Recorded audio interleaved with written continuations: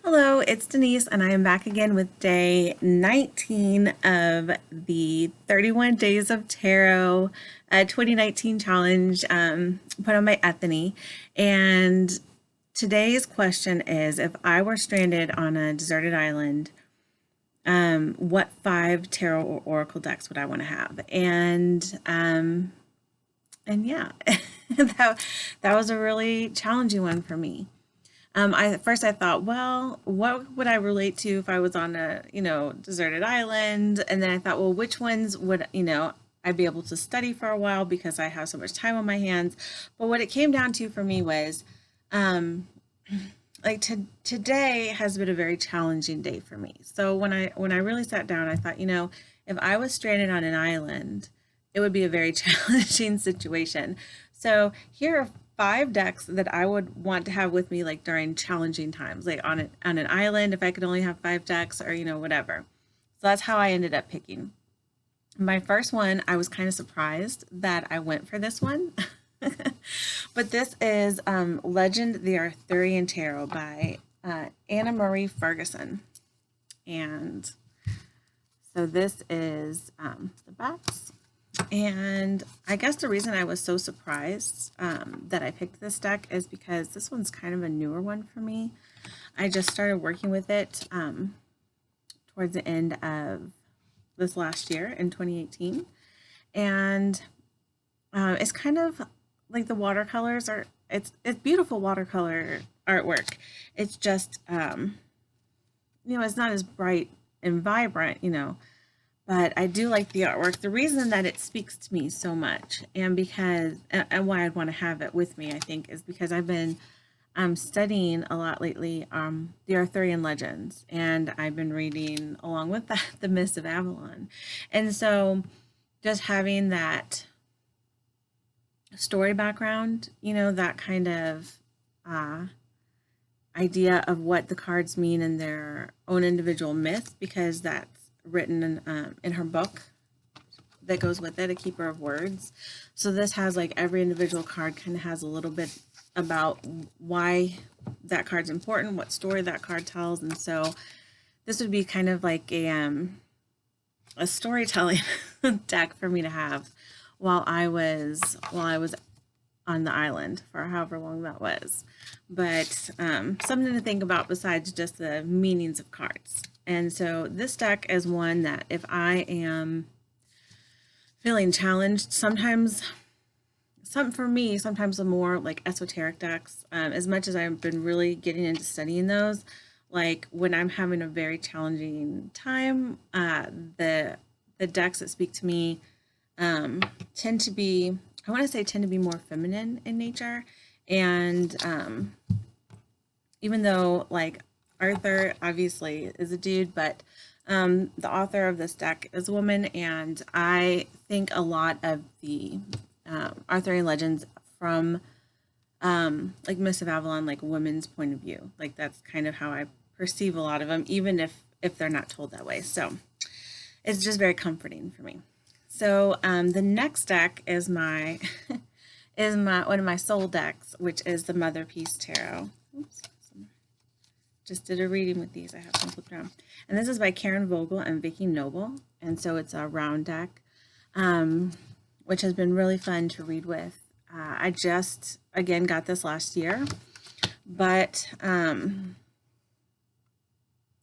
think it would be nice to have on an island because it's got a very, like, nature-oriented, like, shamanistic almost perspective. Very earth oriented. The pictures, I've talked about this before. I didn't always click with this artwork, but I've really come to love and respect it. So it's one of those decks where it does speak to me, and it does it has its own special vibe, and so we really clicked and we work really well together. And so that is just one that I do feel like I get good readings from. Also, like, it's very kind of nice to have in a crisis, I guess. So third deck Naked Heart Tarot by Jillian Wild. I absolutely love this deck. I originally, I've changed these 5 decks over and over again, and I just couldn't see having 5 decks without having the Naked Heart Tarot. It is just, besides it, like, I love the colors that are in here, like, even though it's not like completely full of color, like they're just kind of vibrant and uplifting. It reads really, really well. Again, it's pretty nature oriented, I feel like, but it just, I don't know, it just speaks to me. Like, I just love this deck so much. Crazy, crazy, crazy how much I love this deck. So that would have to come with me because I just can't hardly see myself being without that deck. And so another deck that I've talked about before is my beloved Robinwood Tarot. And this one, it's just, this is the deck that I learned on pretty much. Like, I had decks before this, and those have a special place in my heart as well. But this, when I really like sat down and like did really in-depth, like deep reading and study, it was with this deck. When I took my first tarot class, I brought this deck. Like, this has been my, really like my companion on this whole tarot journey. Not from the very beginning, but it has just been a really important part of my life and my journey. And so I, a little nudity there, but so yeah, so this one I would have to have with me. I thought, oh no, I have so many other decks, but I just couldn't, like, this is the one when I'm like, oh, the 3, you know, the 3 of Swords, like this is the 3 of Swords that I think of in my head. Like, these are the cards I think of when I'm trying to imagine a card. And although I'm trying to connect more with my other decks, like, this is just that special deck for me. So there's that. And so that's 4 tarot decks.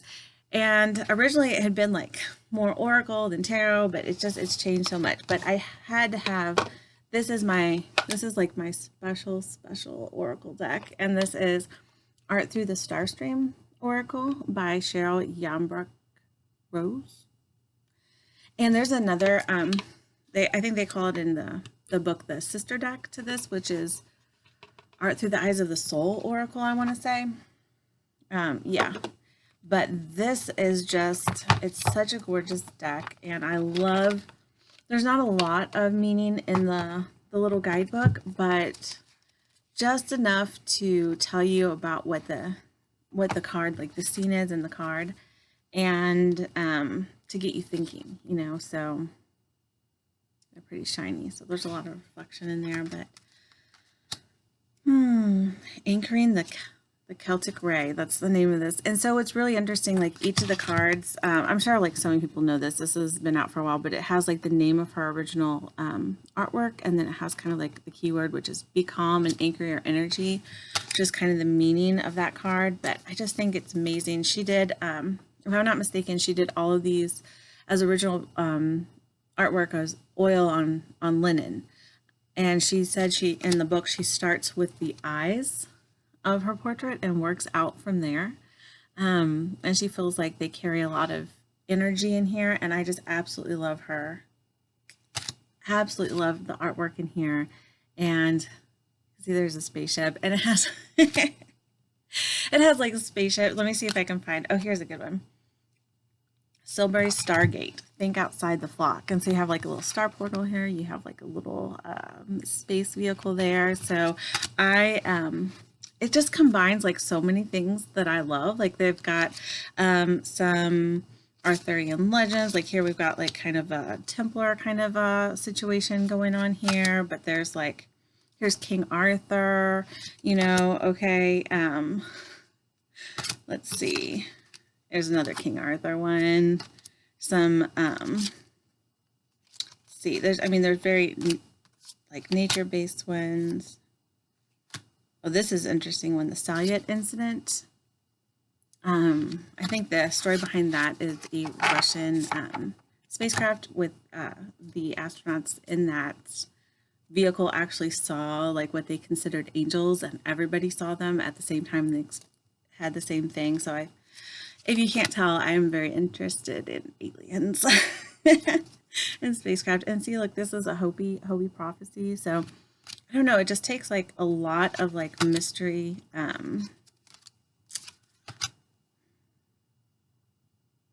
don't know, just it just combines like different cultures and different things, but it just oh, unicorn visions. Yeah, there's a unicorn card. So it just a lot of the things I like. Arthur under the Tor. And it just puts it kind of in this one deck. Lemurian Dreaming Pool. Lemurian Dreaming Pool. Very cool. So anyway, it is just a very cool deck, and it just kind of just speaks to me as like if I could design a deck of cards, like this would probably be it. Like this, it's just so it just speaks to me so much. So whenever I don't use this every day, like to me this is a super special deck, and whenever I have like a very important question, I go to this deck and pull a card and then I meditate on it. Like it doesn't give me like a direct answer like tarot, but it's always there for me. Like if I ever have like a major issue in my life. So I feel like if I was on a deserted island, I would probably need like these cards to give me some advice or something to meditate upon or think about. So that is basically it. So I have the Legend, the Arthurian Tarot, Mother Peace, Naked Heart Tarot, Robin Wood Tarot, and Art Through the Starstream Oracle. So that's 5. Oh my gosh. Only 5. So this would probably change like just, next month if someone asked me again. But right now of what I could think of, I think those are the ones that I would like to have with me if I was somehow stranded on an island somewhere. So I'm interested to hear what everybody else picks. And I will talk to you tomorrow.